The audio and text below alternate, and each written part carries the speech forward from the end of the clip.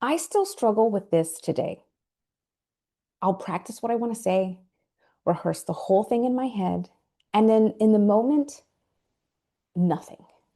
Later, I replay it, what I didn't say, what I should have said. If that sounds familiar, this is going to make sense. Hey, I'm Amber, and this is Talent Refinement, a space for people who want to grow at their own pace and in their own way. In this video, I'm breaking down why your voice pulls back in the exact moment you need it, and what actually helps you speak up with more clarity and confidence without forcing it. Grab your journal or notebook. I'm going to ask you a few things to think about as we go. And writing them down helps you actually commit to the thought instead of letting it pass by. Let's get something straight early. Staying quiet doesn't mean you don't know what you're doing. It doesn't mean you didn't prepare. It doesn't mean you lack confidence. A lot of capable, thoughtful people deal with this. You can handle responsibility, solve problems, show up in other areas of your life just fine. But when it's time to speak up for yourself, something shifts. I've been in meetings where I was completely prepared, notes ready, thoughts organized. Then the attention turned my way. I knew exactly what I wanted to say, and still, I hesitated. I softened it, or even worse, I stayed quiet.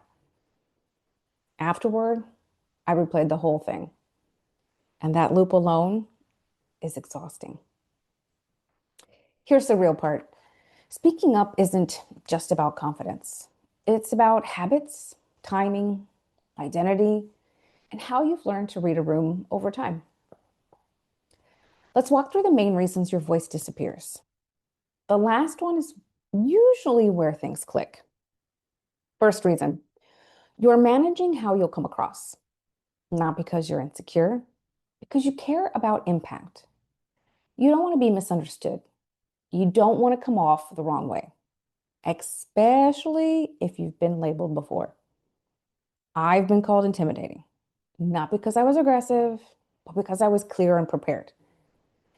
Once that happens, you start to edit yourself before you speak, not because you're unsure, because you're calculating.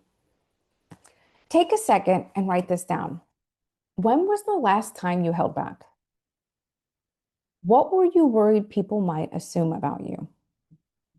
All right, second reason. You're running an old habit without realizing it.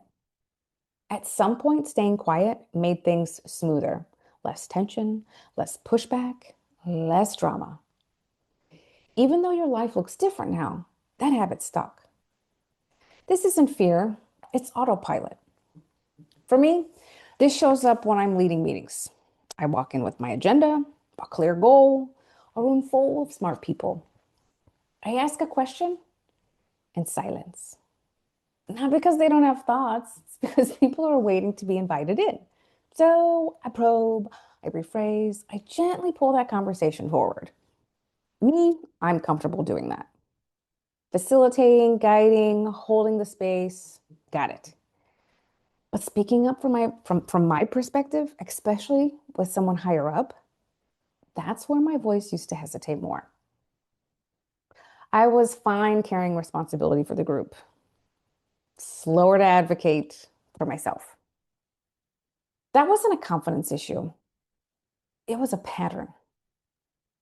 Autopilot doesn't freeze you everywhere. It freezes you in specific situations with specific dynamics. All right, write this down. Where does this show up fastest for you? Meetings, conflict, maybe when you go to share your ideas, advocating for yourself. Third reason, and this one matters most. You're unclear about which value you're trying to protect in the moment. You might want to speak up because honesty matters, but harmony matters too, or respect, or professionalism. Now you're pulled in two directions. Say it or keep the peace. That internal tug of war creates hesitation. Hesitation turns into silence, and then silence turns into replaying it later. I've felt this in one-on work situations too. I once worked with a boss who was very short and very direct. I'm not talking height short either. Feedback came fast, sometimes before she'd even had reviewed my work. Even if her intent wasn't to belittle or attack me, that's exactly how it landed. So every time I went to speak up, there was an internal debate. Part of me wanted to stay professional, another part wanted to advocate for myself. I didn't want to seem defensive, but I didn't want to stay silent either. That split second of deciding which values protect, that's where my voice stalled. Not because I lacked words, oh, I had some, but because I had too many considerations running at once. Once I saw that, things shifted. I stopped asking, how do I say this perfectly? And I started asking, what matters more here in this moment?